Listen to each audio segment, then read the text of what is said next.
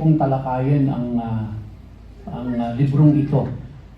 No, lalo yung pong siguro yung Genesis, Exodus, pero pagdating po kasi sa Leviticus, Numbers, and Deuteronomy, there is really no other way to explain it but getting too technical.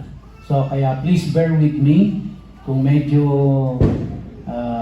may mga portion po na ito ay technical kasi wala pong ibang way para ma-explain ito kundi sa ganong kaparaanan po. Otherwise, hindi po natin maiintindihan.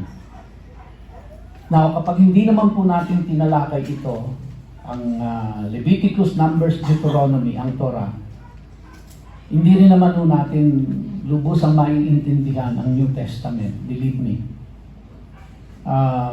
Mamaya po ay kung maaabutan pa natin, ay meron po akong isa-sample sa inyo na isang verse sa Romans na sinabi ni Pablo na hindi mo siya maiintindihan hanggat hindi mo naiintindihan itong tatalakayin natin ngayon.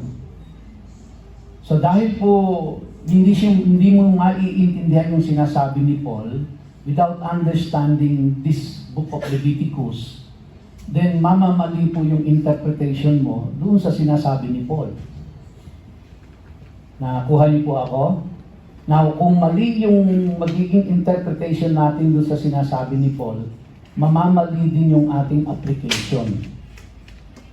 And so, kaya nangyayari po, akala natin tama, pero mali pala yung application natin. Kasi mali yung pag-intindi natin. Kasi kaya mali yung pag-intindi natin, hindi natin naunawaan saan nanggagaling si Paul.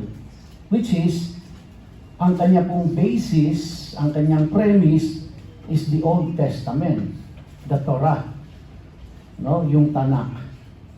So kaya po talagang kaya nangangailangan po talaga ng pagtsatsaga at pag-aaral yung Old Testament para po maintindihan natin yung New Testament. Okay? Having said that, so let's proceed sa ating pong ngayon. The book of Leviticus. Ay, chapter 1 pa pala yung nakalagay doon. Chapter 2 na po tayo. Sorry. Pero bago po tayo punta doon sa chapter 2, let us a little bit review kung ano yung tinalakay po natin doon sa nakaraang pag-aaral natin. At ang tawag po nila doon sa kanilang sacrificial system na sinasabi nila ay yung pong ola. Ito yung kauna-unahan. So alam natin na ang justice system ng Diyos ay binubuo po ng dalawang bahagi. Ang unang bahagi ay ang law, no? Yung pong law. At dito sa law ay ipinahayag ng Diyos sa mga Israelita kung ano ang kanilang mga dapat sundin, ano ang kanilang mga dapat gawin, kung anong hindi nila dapat gawin. At kapag sila ay sumuway dito, mayroon pong kaakibat na kaparusahan yon sa kanila. So that's the first part of God's justice system. And the other part of God's justice system is the sacrificial offering nila. No? Ano po ito? Ito po yung pamamaraan na dapat nilang gawin kapag na-violate nila yung pong law. Kung meron silang nasuway para mapaglubag nila ang kalooban ng Diyos, ay merong sacrificial system silang gagawin. And isa sa mga sacrificial system na gagawin nila ay yung tinatawag nating ola. Na ito po ay pangkaraniwan, in-interpret in English na burnt offering. Which is, hindi po siya ang literal na kahulugan ng ola. Yun po ang kanyang functional definition. Yun po yung kanyang purpose. Kaya yung ola po is not burnt offering, ang direct translation, kundi yung pong yung ola po ay to come near, no? To ascend, to go near. Kaya it accounts for the It accounts for the burnt offering, no, ng yung smoke. Bakit siya very significant? Now, ito pong ola is designed to allow worshiper to approach God. Again, the moment they offer ito pong burnt offering na ito, the burning of the whole animals, ito po ay pamamaraan para sila ay makalapit sa Diyos. So hindi pa po ito yung may nagawa silang kasalanan at sila ay hihingi ng tawad sa Diyos at sila ay patatawarin sa pamamagitan nito. Hindi pa po yan. Ito ay paglapit muna sa Diyos. Paano, kumbaga, ganun kabanal ang Diyos na meron silang dapat gawin muna before they can go near to God. At yun po ay sa pamamagitan ng ola, the burnt offering. Okay? Again, another purpose of this ola is to gain peace with God.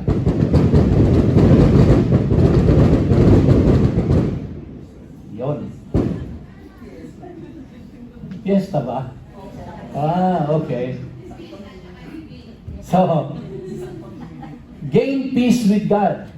So, kaya sila naghahandog ng tinatawag na ola, yung burnt offering is to gain peace with God.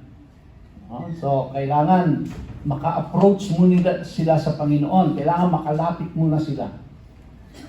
Pangatlo po is, itong ola is offering was a gift, no? Ito ay regalo nila sa Diyos.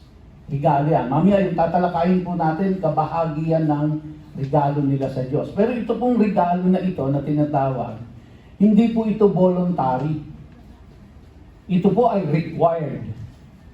No, ito yung regalong required, hindi voluntary. So meaning, yung mga mamamayan po ng Israel, wala silang ibang choice kundi magbigay ng regalo na obligado nilang ibigay. So yan po yung tinatawag na tribute. So, halimbawa po ang isang hari ay nasakop niya ang isang bayan. No, ang gagawin po nung nasakop niya, yung mga mamamayon, magbibigay sila ng tribute sa hari. Magdadala sila ng regalo.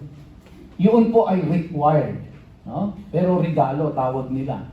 So, iba yung kaisipan natin pag regalo, voluntary. Ito po dahil tribute siya to the king, it is a required gift. No? And then, pagka sinusunog na po nila yung hayop, yung pong smoke na ito, ang tingin ng mga tao doon, it brought pleasure to God. Kasi yun lang po yung way, no? The physical way para ma-imagine nila, ma-picture nila sa mind nila na nakakarating sa Diyos yung kanilang regalo sa pamamagitan ng usok. Kasi umaakyat yung usok. No? Kung wala yung usok, wala silang way para ma-picture nila in their mind na nakakarating sa Diyos yung kanila pong offering, yung kanilang gift. Kaya during their time sa kultura nila, talagang nagsusunod sila ng ano bang tawag natin doon sa Tagalog? Kamanyang, no, yung incense.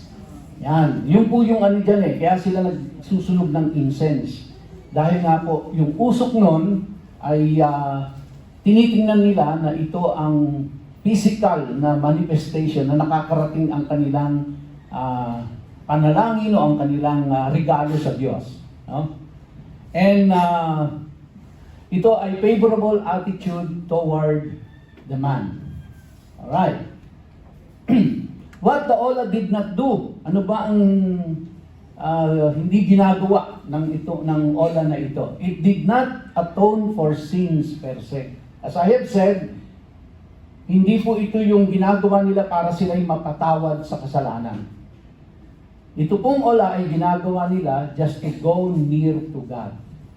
It is a peace offering sa Diyos. Pangalawa, it did not wipe clean the man or his sins. Hindi siya nalilinis sa kasalanan pagka siya ay naghahandog ng burnt offering ng ola. Hindi ito tumatanggal ng kanyang kasalanan. Okay, later on, maintindihan din natin kung bakit. And it did not transform worshippers' sinful nature. Take note of that. Meron po tayong dalawang classification ng kasalanan po, o nung ating pagkatao, no? It is the sinful nature at yung pong sinful behavior. So, kapag ka po sila ay nagpe-perform nung ola, ang ina-address po doon is the sinful nature. At kapag ka po sila ay tinanggap na ng Diyos, yung kanilang offering na yun, yung kanilang peace offering na yun, doon na lang po papasok yung paghingi nila ng tawad sa kanilang sinful behavior. Sa madalit salita po, ang inihihingi ng tawad ay ang sinful behavior. Okay? So, yung ola, para po mapalapit sa Diyos, dahil sila ay merong sinful nature. So, dahil may sinful nature ka, hindi ka pwedeng lumapit sa Holy God. In the same way, sa atin po, dahil sa pagkakasala ni Eva at ni Adan, lahat ng saling lahi na sumunod sa kanila ay meron ng sinful nature. Kaya lahat po tayo, lahat ng tao sa balat ng lupa ay merong sinful nature. Dahil sinful ang nature natin, hindi tayo pwedeng basta lalapit sa Holy God. So para sa kanila, para nila magawa yon, para makalapit sila sa Diyos, dahil sila ay merong sinful nature, kailangan nilang gawin niyang ola. Okay? Meron pong katandem yan. Hindi pa tayo tapos. Ito pa lang yung una. Now, sa atin naman po, kung ita-translate natin sa atin, dahil tayo ay merong sinful nature, hindi tayo pwedeng basta lumapit sa Diyos. Dahil siya ay holy. Kaya para makalapit po tayo at ma-address yung ating sinful nature na yon, kailangan natin ang Panginoong Jesus. Kaya po ang kauna-unahang in-address ng Panginoong Jesus ay ang ating sinful nature, so that we can go near to God, so that we can approach God. Sa kanila, nung time nila, kailangan nila nung ola para ma-address yung sinful nature nila. Dahil yun ang requirement ng Diyos sa kanila na gagawin nila. Okay? So, kaya sabi po dyan, Hebrew sages, yung pong mga matatalinong mga rabbi na mga Hudyo, sabi nila, ola brought protection from God's wrath. So that is what they believe. Because of this burnt offering, yung puot ng Diyos ay hindi niya ito isasagawa sa mga mamamayan ng Israel. Kaya yung ulan na yon, it brought protection from God's wrath. Because now they are at peace with God. Because na-address na yung pong sinful nature nila. So, kaya makita natin dito how holy our God is. Hindi ka pwedeng basta-basta lalapit sa banal na Diyos. No? Meron pong requirement. Sa atin po, mapalad tayo dahil sa pamamagitan ng Panginoong Jesucristo na satisfy yung requirement ng Diyos para makalapit tayo sa Kanya. Kahit na tayo ay meron pong makasalanang kaligtasan. Nakakalapit tayo sa Diyos dahil sa Panginoong Hesus. Kaya hindi natin pwedeng tanggalin sa equation ang Panginoong Hesus. Dahil hindi tayo makakalapit sa Kanya, sa Diyos Ama, kundi dahil sa Panginoong Hesus. Okay? So, moving on, what is the spiritual significance of the ola? So, ang ibig sabihin po niyan, para sa kanila, is total surrender and obedience. So, when they perform the burnt sacrifice, ang inihahayag ho nito sa harapan ng Diyos is total surrender and obedience sa pinapagawa ng Diyos sa kanila. Yung una ay pagsunod, no? Imagine niyo po, during their time, isa sa umaga, isa sa hapon yan. At every day. No? Every day. Siguro sa atin ngayon, pag-iisipin natin, napaka-toxic naman. Parang wala na kaming magagawa sa buhay namin. Dahil umaga at hapon ang gagawin. Ako sa araw-araw. Monday to Sunday. At requirement po yun sa lahat ng mamamayan. Hindi lang ito nire-require doon sa mga elders. Nire-require ito sa lahat ng mamamayan. Ano pa po? Ito ay form of a substitution. No? Ibig sabihin, imbis na ikaw yung mamamatay because of your sinful nature, now it's the animal who will die on your behalf. And then, it serves as a ransom. No? As a ransom. Kumbaga, yun yung kabayaran para mapalapit ka sa Diyos. It was a shadow and type of the sacrifice of Jesus. I've been telling you about this over and over and over again. So, kaya, makita po natin na even from thousands of years ago, nandoon na yung plan of salvation ng Diyos. Yung pagliligtas ng Panginoon, no, ng ating Ama. Nandoon na siya. And the blood was the key.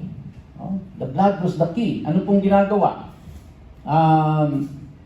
Yung blood of the animals, so, siyempre po, ang kakatay dun sa hayop ay yung nag-worship, yung worshipper mismo. And then the blood is collected. No? Meron silang basin to collect the blood. And that blood i-splas nung priest doon sa sidings ng kanilang brazen altar. Mamaya makita natin. So anong ginagawa nila doon sa natirang blood?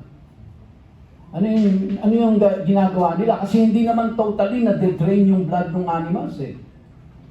Based on the Noahide law, hindi ka pwedeng kumain or mag-sacrifice ng ang meron pang blood yung animals.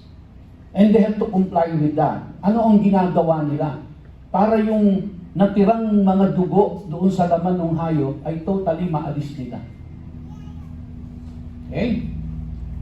Now, the blood must be made holy. Kaya nga, ang inaalaw lang to touch the blood ay yung priest. Hindi pwedeng hipuin yon nung worshipper, yung naghahandog. Ang gagawin lang ng naghahandog, siya yung kakatay, pero ang kumukuha ng blood yung priest. They are not allowed to touch the blood. Dahil pagka hinipo nila yung blood ng animal, madi-defile yon. No? Considered na siya na unholy. Kasi yung priest lang ang dapat humipo nun. Okay? Now, this happens only by the blood coming into contact with the brazen altar. Remember, lahat po ng mga elements doon sa kanilang tabernacle was made holy by the Lord when it was consecrated by Moses and Aaron. So kaya lahat ng nandoon is considered holy. No? The table of showbread, the menorah, the altar of incense, lalo na yung mercy seat. No? And unang-unang element nila doon is the brazen altar. Diba? Tapos yung kanilang wash basin doon sa labas. So, kaya yung brazen altar na yun is holy. So, the moment the blood touches the brazen altar, then the blood became holy. That's the only time na magiging holy yung blood, the moment it touches the holy brazen altar. And it must be done by the priest only. Kaya nakapila sila dyan, iintayin nila yung kung sino yung priest na mababakante to do the ritual. Kung yung ginagawa nila dyan. Okay? So again, the ola uses animals. And usually done in combination with other sacrifices. So bukod po dun sa ola, meron pa pong which is animal burnt offering. Ang katandem po nun is the grain offering. Hindi pa pala tapos, no? Yun lang animals, napaka-toxic na eh. Sa ating point of view, sa ating panahon. Di ba? Para magdala ka ng hayop, bukod pa doon, aalagaan mo muna yun eh. Papakainin mo yun, aalagaan mo yun, sitiyakin mo na pinili mo yung best animal, walang defect. Hindi lang po, bakit ba? Ayan. So, yun ang pipiliin mo.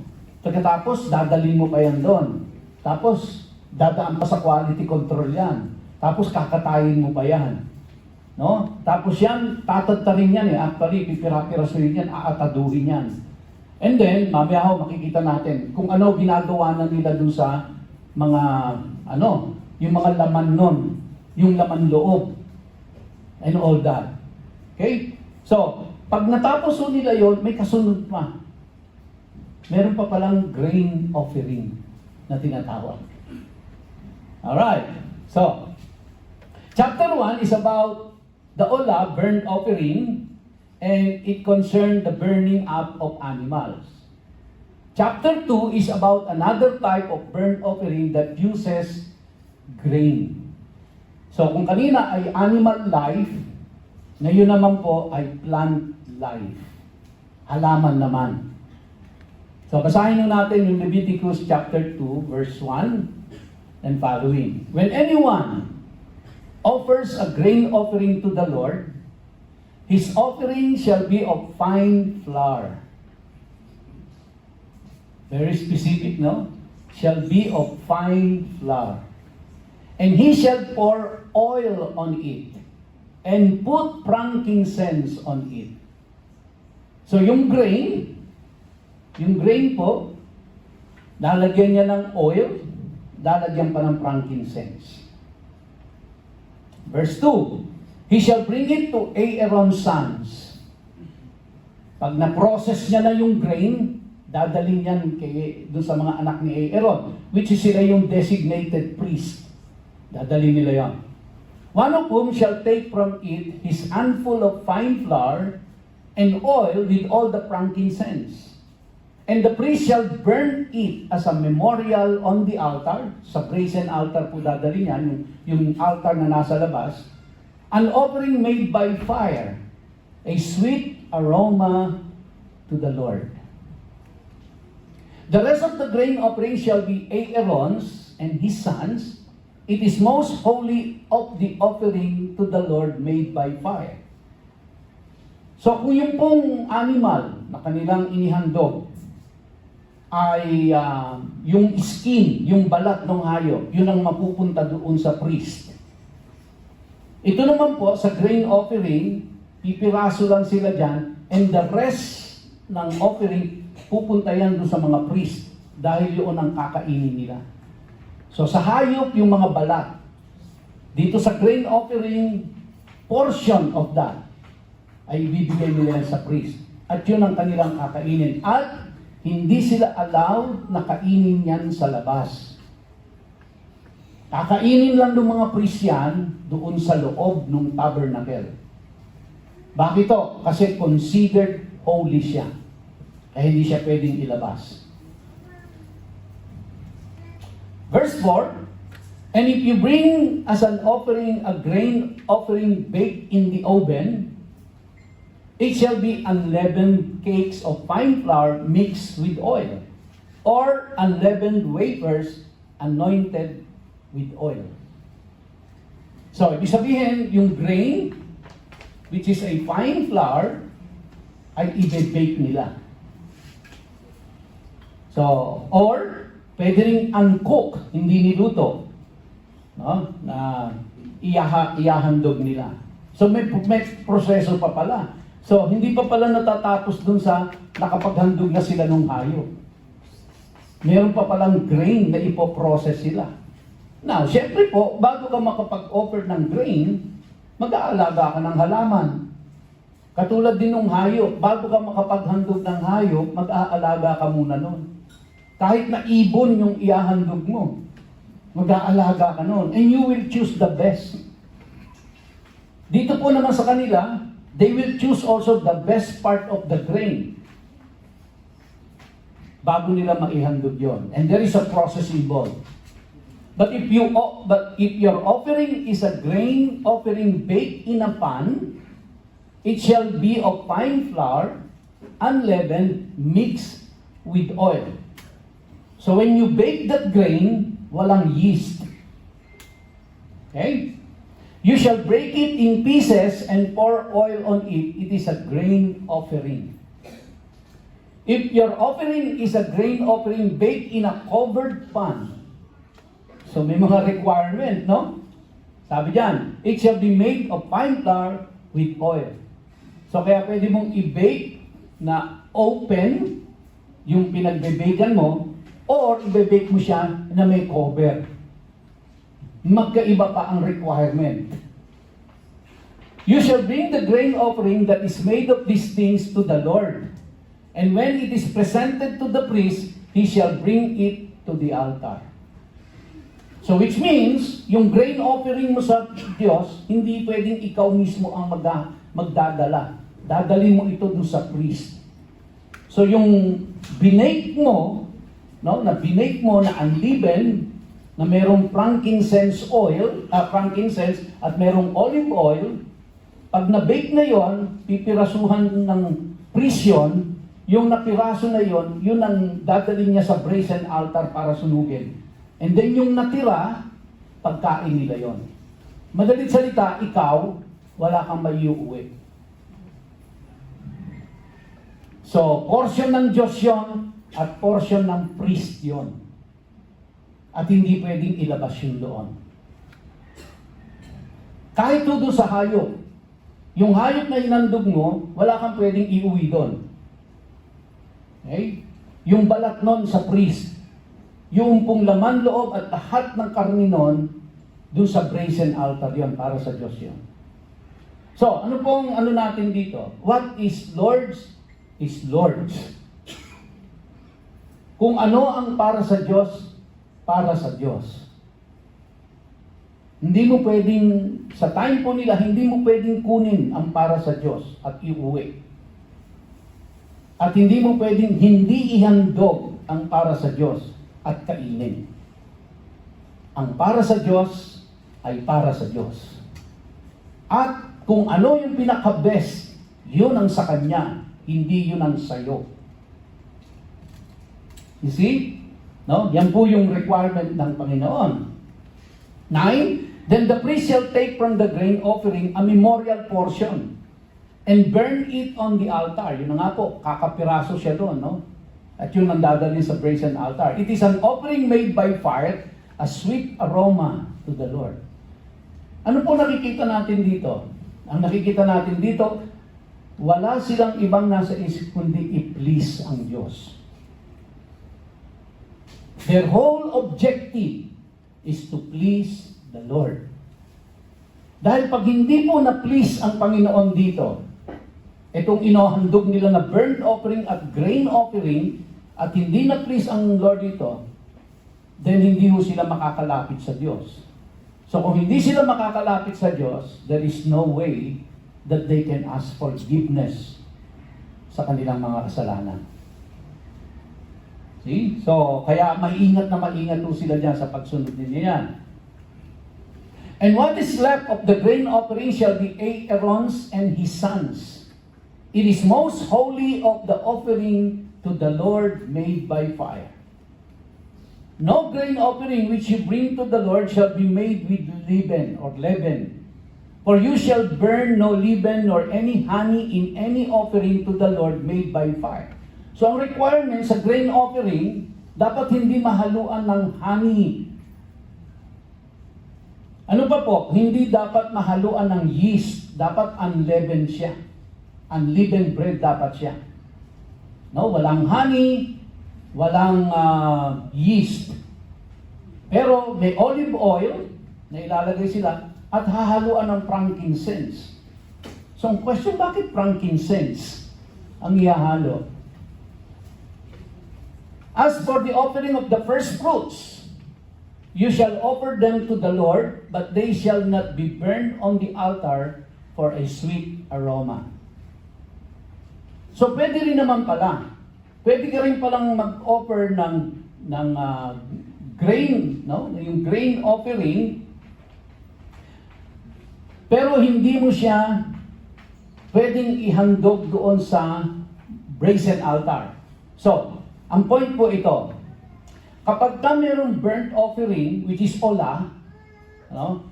At sasamahan mo siya ng grain offering, yan po yung requirement. Ngayon, kung maghahandog ka ng, kumbaga po, yung during the first fruit celebration nila, maghahandog ka ng grain lang sa labas. Huwag mo siyang hahaluan ng karne. So, meaning, pwede kang maghandog ng grain na hindi doon sa altar, sa brazen altar, pero huwag mo siyang hahaluan ng karne. Kaya meron po silang iba pang separate na seremonya na grain offering lang ang ginagawa nila. Pero hindi nila ilalagay yon doon sa brazen altar. So, ibig sabihin, pag ang grain offering ay ilalagay sa brazen altar, dapat po may kasama siya na karne. Yung burnt offering. Nasusundan niyo po ako? So, again, pwede silang mag-offer ng grain offering na hindi ilalagay sa brazen altar, basta separate yun, wala yung burnt offering. Pero kung yung grain offering ay ilalagay mo sa brazen altar, dapat may kasama yung burnt offering. Kaya kung magsa-celebrate sila ng first fruit during the harvest season, they can celebrate it outside. Huwag nilang ilalagay sa brazen altar. Okay? Ang daming dapat tandaan, no? Ang daming dapat na kailangan i-comply. And every offering of your grain offering, you shall season with salt. Bukod sa mayroong olive oil, bukod sa mayroong frankincense, lalagyan pa nila ng asin. Bakit kaya may mga requirement na ganito? You shall not allow the salt of the covenant of your God to be lacking from your grain offering. So meaning, yung asin is a must. Hindi pwedeng walang asin. Kailangan lagyan mo ng asin yan. Ano significance ng asin na ito? At mandatory yun. No? Mandatory yan. Kaya po, yung kanilang mga offering na yan, pag hindi nag-comply, doon po sa requirement ng Diyos, it will become unacceptable. Kaya para maging acceptable sa Diyos, yung kanilang burnt offering at yung grain offering, kailangan magko-comply sila kung ano ang requirement ng Diyos. Sa grain offering, ang requirement ng Diyos, kailangan meron siyang olive oil, kung siya ay lulutuin mo, meron siyang frankincense, meron siyang salt. You shall not allow the salt of the covenant of your God to be lacking from your grain offering. With all your offerings, you shall offer salt. With all your offerings. Ibig sabihin, pati yung burnt offerings, which is animal, dapat to may asin yun, aasinan mo. Bago mo siya ilagay sa brazen altar at sunugin. Yung grain offering, pag niluto mo na siya, binake mo, lalagyan mo siya ng asin. Bago mo siya dalhin dun sa brazen altar. Pag hindi mo ginawa yon, it will become unacceptable to God. Because hindi ka nag-comply sa requirements niya. Kaya nga po, yung ola at ito pong grain offering na ito, nagsisignify yan ng total surrender and obedience to God. So, bagaman tayo po wala nang ginagawang ganyan, pero ang requirement pa rin ng Diyos is total surrender and obedience to God. Hindi yung nagbabago yun. Kaya hindi natin pwede sabihin, Old Testament yan, hindi na applicable sa atin. Hindi po. Dahil applicable pa rin sa atin hanggang ngayon ang total surrender and obedience to God. Are we following? Kasi po pag hindi natin ginawa, magkakaproblema tayo sa Diyos. Ganon din sila.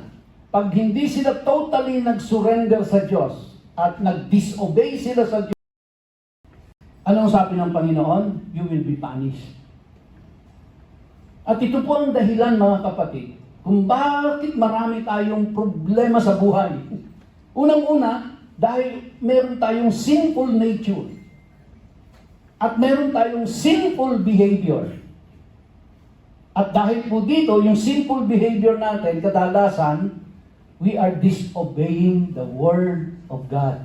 Minsan, aware tayo, minsan hindi tayo aware. Pero it doesn't matter. Whether you are aware or not, if you disobey the Lord, then you will encounter problems in your life. Kaya hindi mo maubos-ubos ang problema natin sa buhay. Dahil maraming pangyayari po na tayo ay nagdi-disobey sa Panginoon. Sa kanila, ang mabigat pa, pag ang nakumit nila ay intentional sin, hindi na applicable itong mga offering na nila na ito. Magiging applicable lang siya kapag unintentional yung ginawa nila. Now, ang maganda po sa atin, whether intentional or unintentional, kinover ni Jesus Christ. Yung requirement ng burnt offering at yung requirement ng grain offering, kinover ng Panginoong Yesus para sa atin. And we can only understand, mga kapatid, kung ano yung ginawa ng Panginoong Yesus na yun sa atin, kung naiintindihan natin itong requirement na ito sa kanila noon.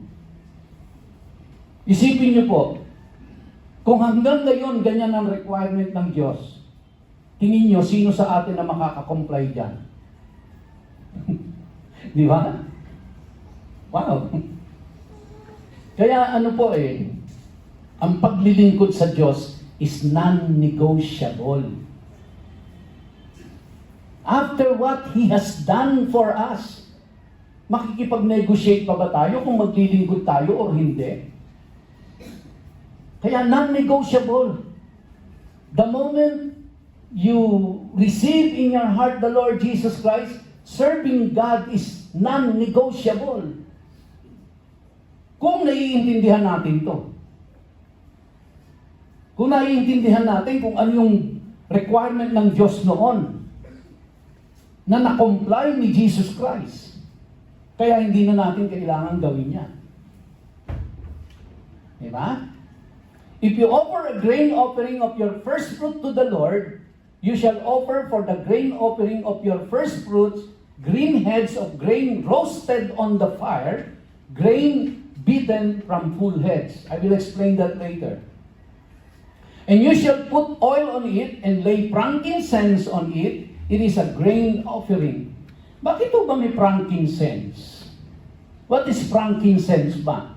Ang frankincense po, unang-una, mamahalin siya. Hindi siya mumurahin.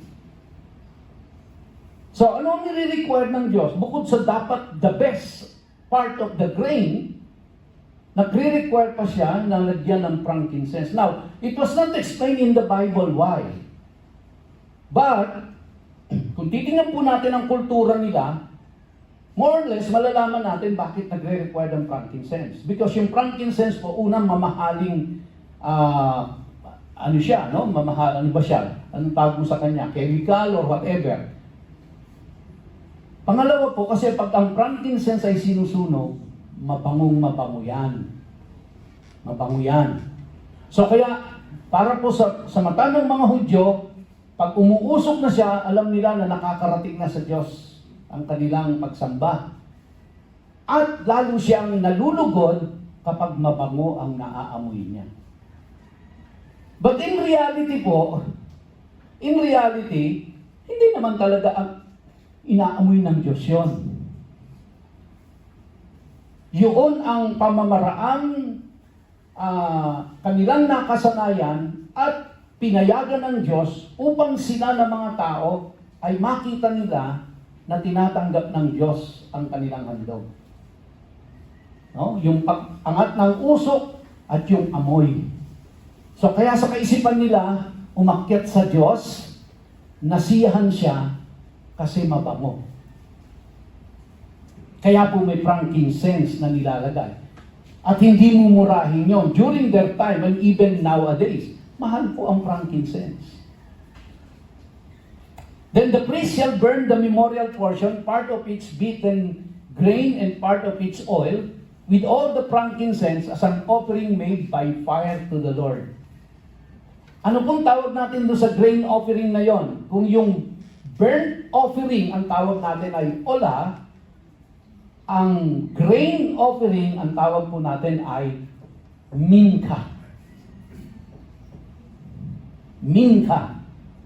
No? So, siguro po, 20 taon na tayong Kristiyano, ngayon lang narinig yung word na yan, no? Yang ola, yang minka. And it is sometimes called the meal offering. Now, tama naman po yan, na yan ay meal offering, kung tawagin. No? Yung grain offering ay meal offering. Kaya alam mo, pag inintindi natin siya sa panahon ho natin, at tinawag natin siyang meal offering, ano po ang papasok sa isip natin? Pag meal, breakfast, lunch, dinner. Minsan may merienda pa. Di ba? Yun ang meal sa atin, breakfast, lunch, and dinner. Pero sa kanila po, ang meal ay hindi po breakfast, lunch, and dinner.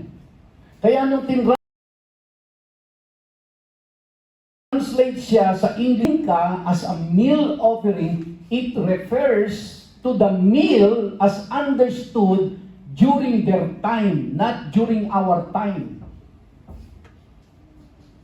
So, ano po ang understanding nila pag sinabing meal nung time nila? Kasi tayo, pag sinabing meal, ang understanding natin, breakfast, lunch, and dinner. Sa kanila po, pag sinabing meal, which is equivalent to grain offering, ang ibig sabihin po nun is grain offering, not meal. Pero meal ang tawag sa English.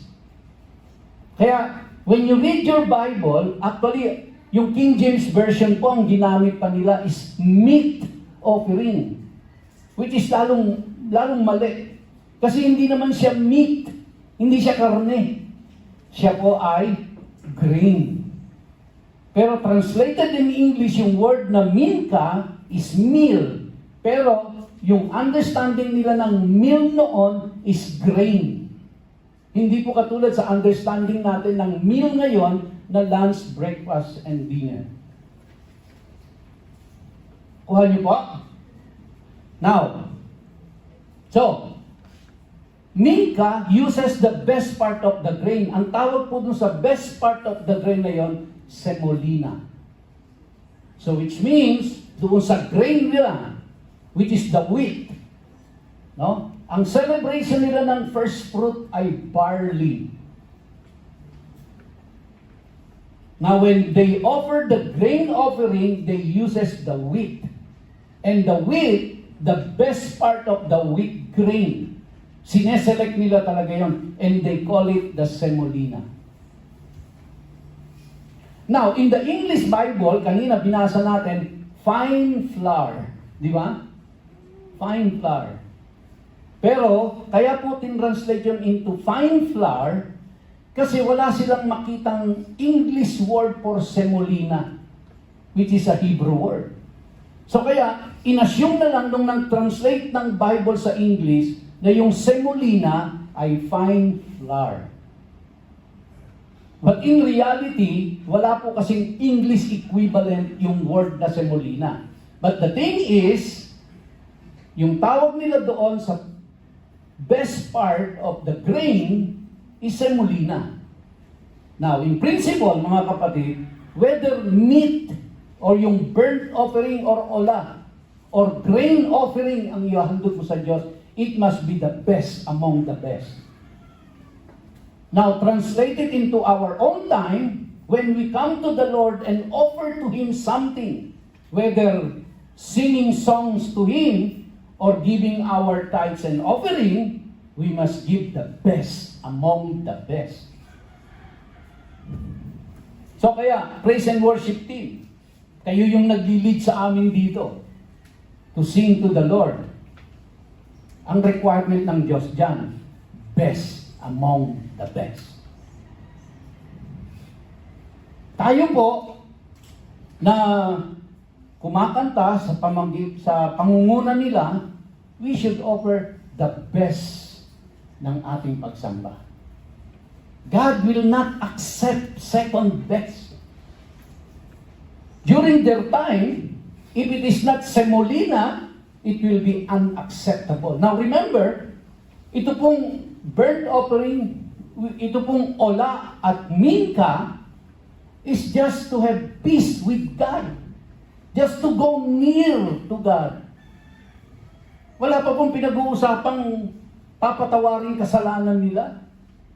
Ang pinag-uusapan pa lang dito is paano sila mapapalapit sa Diyos. At ito ang requirement ng Diyos. Burnt offering or ola at minka or grain offering. And this is how you must do it. No compromise. And dapat yung requirement ng Diyos, hindi kung ano yung gusto natin. Hindi kung ano yung tingin natin ay maganda sa atin. Dapat maganda sa Diyos. Kaya kung sinabi ng Diyos, may olive oil, may frankincense, merong salt, huwag mong lagyan ng asukal. Dahil walang binanggit ang Diyos na lagyan mo ng sugar. So kung ano yung instruction ng Diyos, pagdating sa worship, dapat yung instruction ng Diyos ang masusunod. Hindi kung ano yung uso sa panahon natin. Kaya we have to go back to the Bible. Lord, ano ang requirement mo to worship you? Di ba? Hindi kung, ang ganda nun, ang ganda ng uso nun, nakakahatak maraming kabataan. Kung ano ang requirement ng Diyos. Alright? Are we learning something from God's principle? Dito po. Now, minka is only a small portion was to be burned on the brazen altar. No? Now, remainder used for food or priests. So, katulad nung sinabi ko, kung yung bawa, ikaw, maghahandog ka yung grain offering, ikaw pa rin ang magbe-bake. Ikaw ang magmamasa niyan. Ikaw ang magpiprepare ng lahat yan. So again, kung yung pong burnt offering ay meron kang active participation, sa grain offering, meron ka pa rin active participation. So ano po ang principle natin dito when it comes to worshiping the Lord? You must be an active participant. Hindi ka spectator. Every one of us is required by God to actively participate in worshiping Him. And what we must offer is the best among the best. Not the second class. No? So kaya, kapag ka naluto na nila, kukunin ng priest, kakapiraso siya, susunugin sa brazen altar. And the rest, kanya yon. Dahil yun ang pagkain nila. Cook or uncook, no? Pwede rin kasing uncook, pwede rin cook. Pero may mga iba-ibang requirements siya. Now, yung dough, yung pinakamasa po, consists of semolina flour, olive oil, frankincense. And it can be baked in an oven. Pwede mong i-oven yan. Or it can be cooked on a griddle. Alam niyo po yung griddle? No? Iba po yung ihawan na may bagang nasa ilalim. No? Ito po ay malaking pan, no? Na parang flat na kawali, doon mo siya i-bake, doon mo siya lulutuin. Yun po yung griddle. Okay? And ano pa po sabi diyan? Or cook in a pan. So, griddle or pan. Ang requirement, no leaven, no honey. Mga kapatid, commonly, ang understanding po natin ng leaven, kasalanan. Di ba? Yun ang common understanding natin dito. Na pag-liben, it represents sin. But actually, pag tinignan niyo po ang Bible, ang liben po does not represent sin. Bakit po ba, anong significance nitong liben sa kanila? Remember, nung sila po ay palabas ng Egypt, ang ni-require ng Diyos sa kanila, mag-bake sila ng tinapay nang walang lebadura, nang walang yeast, walang pampaalsa. Bakit to? In-interpret natin na kasi yung lebadura ay simbolo ng kasalanan. Pero pag tinignan mo natin, ni-require ng Diyos na huwag nilang lagyan ng lebadura kasi wala na silang time para paalsahin pa yung tinapay. Di ba? Yun ang ni-require ng Diyos eh. Huwag na kayo maglagay ng yeast kasi wala na kayong time dahil you have to go out of you have to get out from Egypt right away. You have no time anymore. Pero kailangan nyo magdala ng pagkain dahil maglalakbay kayo eh. Now, kung ano pa nila yon, iintayin pa nilang umalsa yon, kakapusin sila sa oras. Yun lang ho yung significance ng liben doon eh. And then makikita natin sa Old Testament, sa New Testament, nire-require na yun, no? Na naging simbolo na siya ng kasalanan. Pero actually, ang Bible, pag tinignan nyo, hindi naman ine-explain na yung liben ay sin. Yung honey, bakit walang honey? Well, yung honey po kasi, kaya ayaw palagyan ng Diyos ng honey, yung kanilang binake na pagkain o yung grain na binake nila, yung minasa nilang tinapay, ayaw palagyan ng honey. Kasi during that time po, historically, yung mga pagan practices po kasi, naglalagay sila ng honey. Kaya ayaw ng Diyos na yung pagan practices ay gayahin nila. Commonly, kapag sinabi po nating honey, ano nasa isip natin? Honey. Ano nasa isip natin sa honey? Siya ay yung pinroduce ng bee. Tama? Now, pag binasa niyo po ang Bible, don't always connect word honey sa bee. Kasi po, yung word na honey sa Bible po, it could mean na ito po ay katas ng dates. Kasi yung dates, kulay honey yan eh. Or it could be other fruit nectar or katas ng ibang matamis na prutas. Kasi during their time po, yung honey na pinroduce ng bee, yan po ay napaka-rare. Hindi po basta-basta nila nakukuha yan. Kaya yung kay Samson na nakakuha siya ng honey doon po sa bungo ng hayop na namatay, very rare po yan, pero nangyayari. Kaya hindi po lahat ng oras, pag nakita natin na honey, immediately, yung honey na alam natin ngayon na galing sa bee. O yung iba naman, fake na honey, di ba? Puro asukal lang pala. So, sa kanila po, hindi. So, ang ibig sabihin, ang requirement ng Diyos, huwag niyo siyang lalagyan ng pampatamis. Not necessarily honey from the bee, but huwag niyo siyang lalagyan ng sweetener. So, madalit salita, asin ang ipinalalagay ko, hindi asukal. So which means, kung ano yung instruction ko, yon ang susundin. Pero hindi natin pwede, hindi, mas masarap yung matamis eh. Di ba? Mas masarap kainin yung kaysa sa maala. Ay, hindi, masarap sa iyo, pero hindi masarap sa Diyos yan. Dahil hindi yan ang requirement niya. Kaya total surrender and total obedience to God's Word. Hanggang ngayon ho, ganyan yan. Hanggang ngayon, ganyan ang Diyos. Total surrender and total obedience to His Word. Kaya dyan nagkamali si Eva at si Adan eh. Hindi sila nakinig sa salita ng Diyos. Mas nakinig sila sa salita ni Satanas. Pag kinain niyo yan, mamamatay kayo, sabi ng Diyos. Sabi ni Satanas, hindi. Magkakaroon ka ng karunungan pagka kinain mo yan. Mas nakinig si Eva o si Adan sa sinabi ni Satanas. Hindi yun ang requirement ng Diyos. So, in principle, mga kapatid, gusto nating i-bless, makinig tayo kung ano ang sinasabi ng salita ng Diyos. Ngayon, para natin masunod ng tama yon, kailangan tama natin siya naiintindihan. Kaya ito po yung kahalagahan na pinag-aaralan natin ito para masunod natin siya ng tama. And believe me, mga kapatid, maraming problema sa buhay natin ang mawawala kapag tayo ay to the letter sumusunod sa salita ng Diyos. Pero pag binayolate natin yan, no, walang ibang sisisihin kung bakit tayo nagkakaproblema, kundi ang sarili natin. Tapos saka tayo hihingi ng tulong sa Diyos. Babalikan lang tayo ng Diyos eh.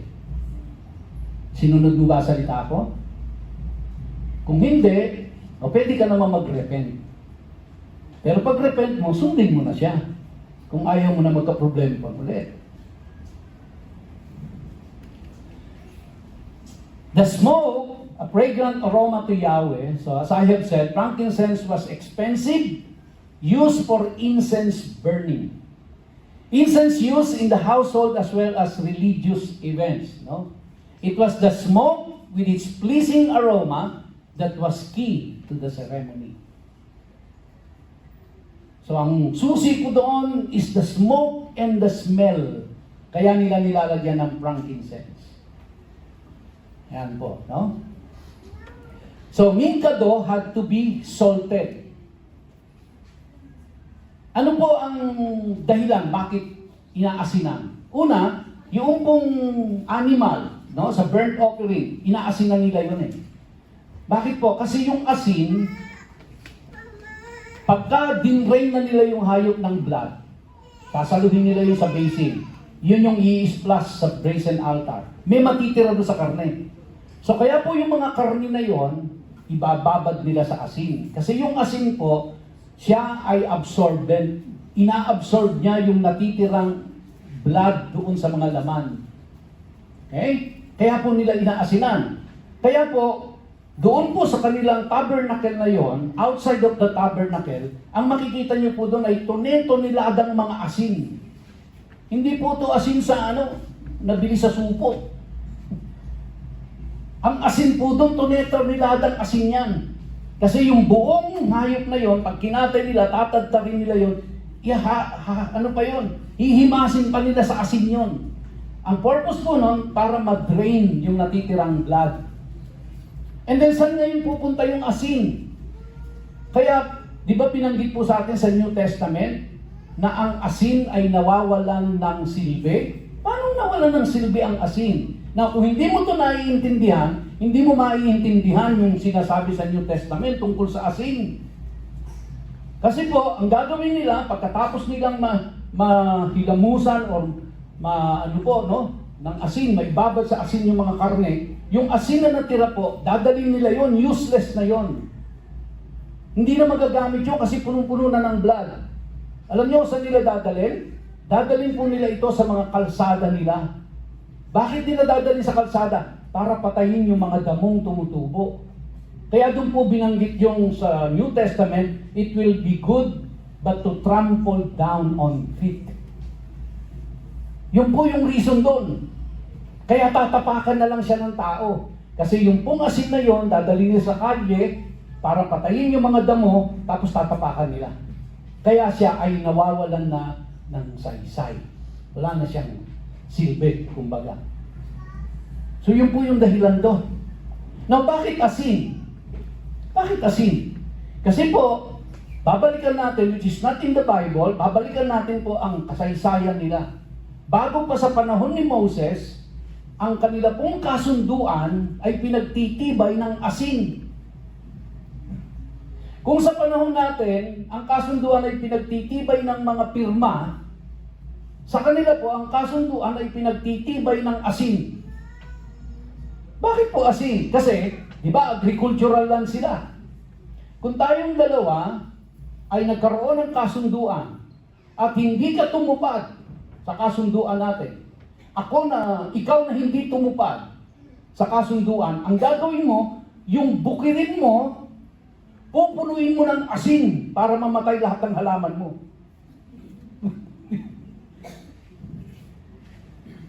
So, ibig sabihin po, sa isip ng mga Hudyo, ang asin ay meron pong binding power.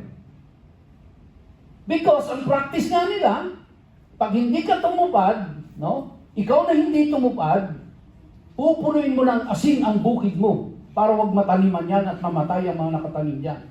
Para maperwisyo ka. Yan ang gagawin mo. Kaya hindi nila gagawin yon. Kapag nakita nila yung asin, may binding power yon. Para po yung pirma natin ngayon. Di ba? Pag nakapirma ka dyan, hindi mo na pwedeng sabihin, ay hindi ko alam yan. O pumirma-pirma ka, hindi mo alam. Di ba? Kaya matibay yung pirma na yun eh. Kaya bago tayo pumirma, binabasa natin maigi ang lahat ng provision eh. Bago tayo pumirma sa kasunduan. Kasi the moment na pinirma natin yan, matibay na yan. Sa kanila po, basta sa kasunduan nila, may mga asin sila.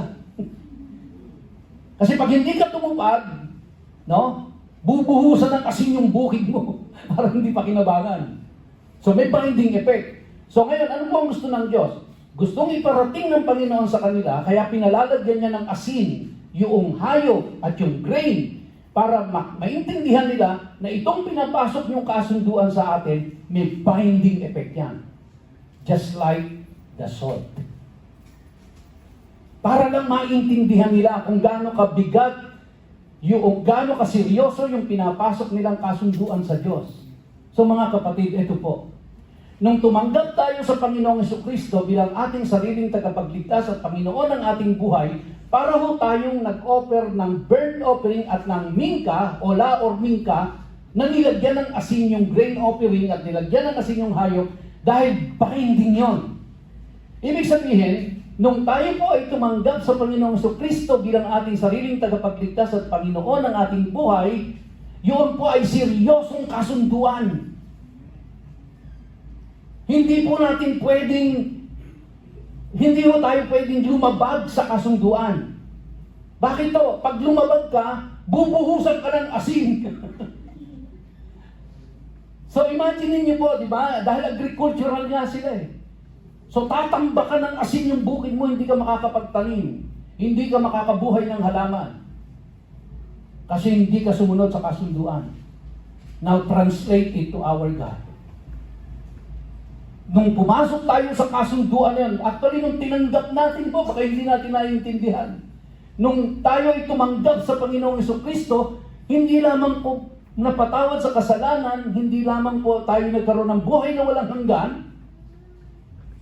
kundi tayo po ay pumasok sa seryosong kasunduan. Na ibig sabihin, hindi tayo pwedeng mag-violate sa pinasok nating kasunduan sa Diyos.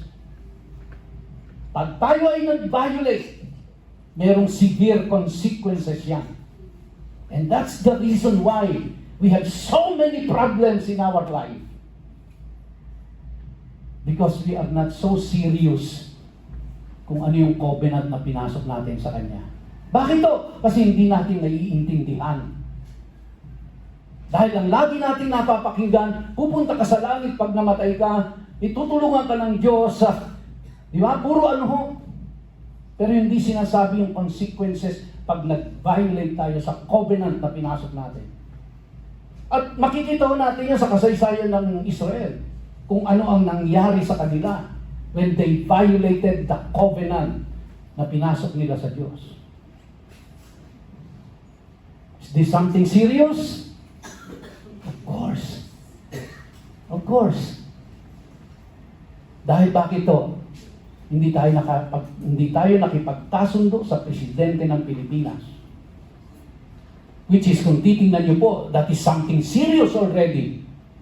Pero tayo po ay nakipag-covenant sa King of Kings and Lord of Lords, the Creator of heaven and earth. And God will take that seriously, mga kapatid. Wow. Palakpakan po natin ang ating Panginoon. Ganda, no?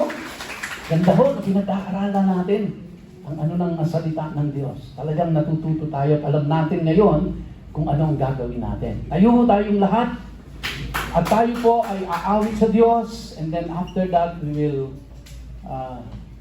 pray in closing, praise and worship. Now this time, mga kapatid, give your best.